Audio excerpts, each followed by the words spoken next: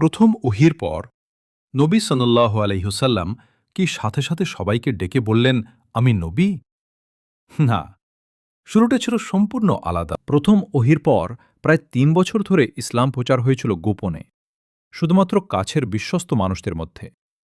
প্রথমেই ইসলাম গ্রহণ করলেন স্ত্রী খাদিজা রাদিয়াল্লাহু আনহা, বন্ধু আবু বকর রাদিয়াল্লাহু আনহু, চাচাতো ভাই আলী রাদিয়াল্লাহু আনহু এবং দত্তক পুত্র জায়েদ রাদিয়াল্লাহু আনহু।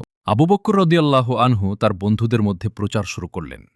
একে একে ইসলামে এলেন উসমান রাদিয়াল্লাহু আনহু, জুবায়ের রাদিয়াল্লাহু আনহু, আব্দুর রহমান ইবনে আউফ রাদিয়াল্লাহু আনহু সহ আরও অনেকে।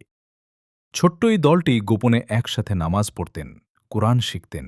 ৩ বছর পর আল্লাহর নির্দেশ এল, এবার প্রকাশ্যে ডাকো। নবী সাল্লাল্লাহু আলাইহি ওয়াসাল্লাম সাফা পাহাড়ে উঠে মক্কাবাসীদের ডাকলেন।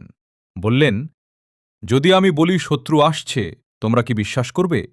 সবাই বলল, হ্যাঁ, আপনি তো আল আমিন, বিশ্বস্ত।